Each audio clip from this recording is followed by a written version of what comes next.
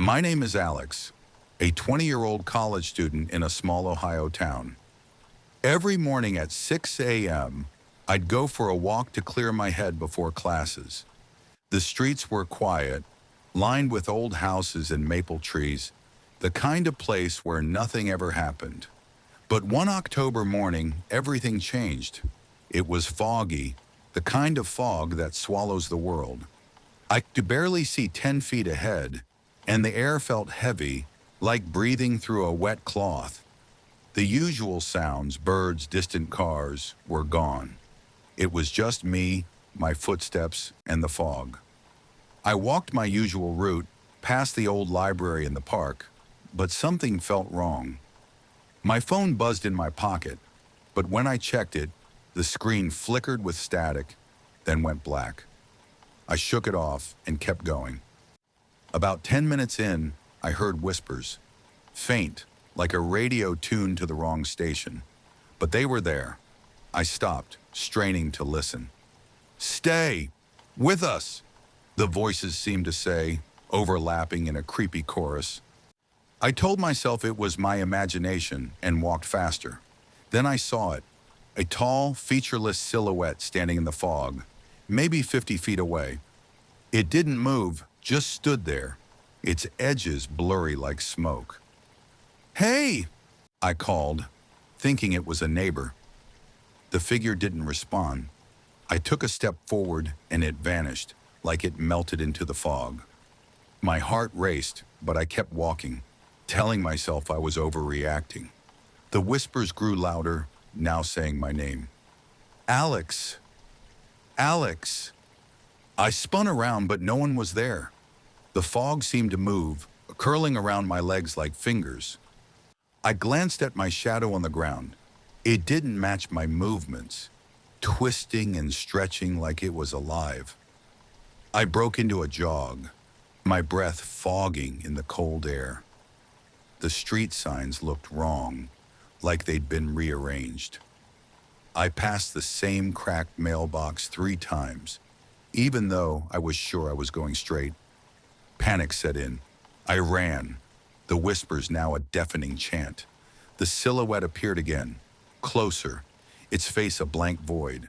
It raised a hand, and I swear it spoke in my voice. "Join the fog, Alex!" I sprinted, my lungs burning, until I stumbled into a gas station parking lot. The fog lifted instantly, like it had never been there. A worker rushed out, asking where I'd been.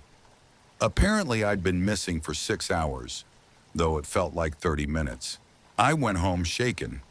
That night, I researched the town's history. In the 1970s, several people vanished on foggy mornings, never found. Locals called it the fog that takes.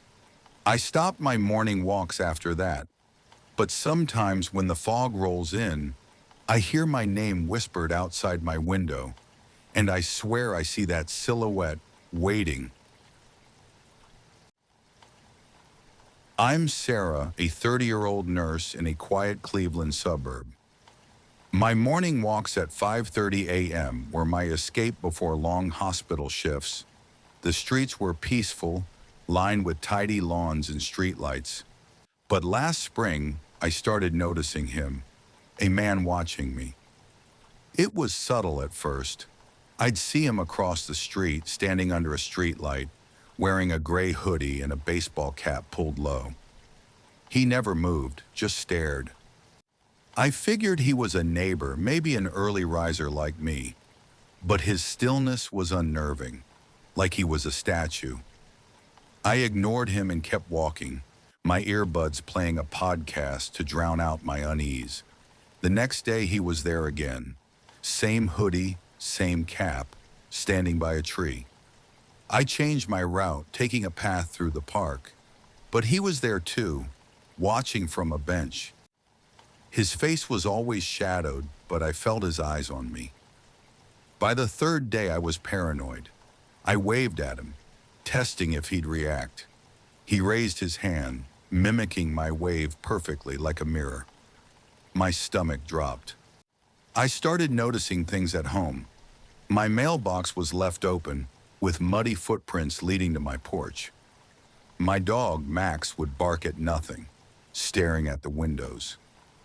I told my friend Emily, who laughed it off, saying I was stressed from work. But I knew better. On the fifth day, I decided to confront him. I marched toward him, shouting, "What do you want?" He stepped back into an alley and vanished. I followed, but the alley was empty. Just a dead end with graffiti-covered walls. That night, my phone buzzed with a text from an unknown number.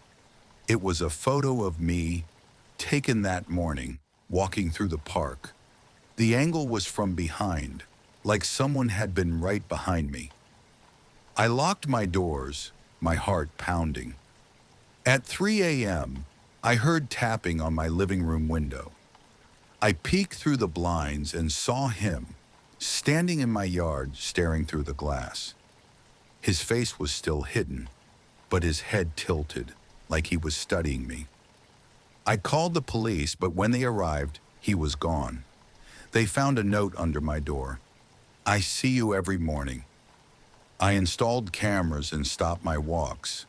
The cameras caught nothing, but more notes appeared, describing my routines in detail: when I ate breakfast, what I wore. I moved to a new city, hoping to escape. But one morning, months later, I looked out my apartment window and saw him, standing across the street, staring up at me.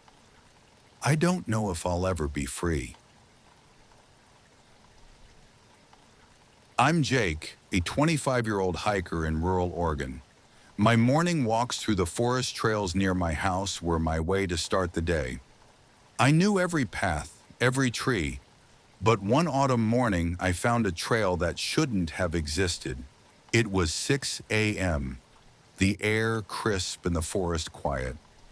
I noticed a new path branching off my usual route, marked by a stone archway covered in vines. I'd never seen it before, which was odd for a trail I'd walked for years. Curiosity got the better of me, so I followed it. The path was narrow, lined with trees carved with strange symbols, circles and slashes that looked ancient. The forest was silent, no birds, no wind, just my footsteps crunching on leaves. My watch stopped at 6:15, and my phone had no signal. I kept going, but the path seemed to twist, leading deeper into the forest. I heard footsteps behind me, heavy and deliberate, but when I turned, no one was there. Shadows flickered in my peripheral vision, like figures darting between trees.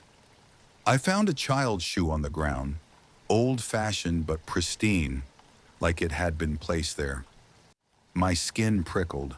The path looped back to the archway, but now it was covered in moss, like decades had passed.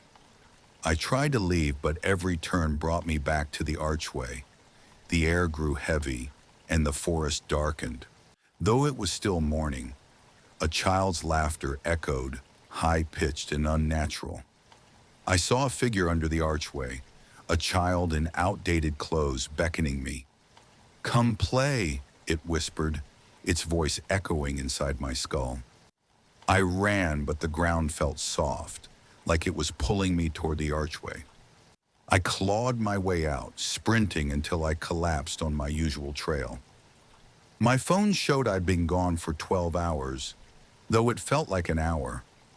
I researched later and found stories of a lost trail tied to missing hikers, some from the 1950s. I went back once, but the archway was gone. Months later, I found that child's shoe in my backpack with no explanation. I haven't walked that forest since.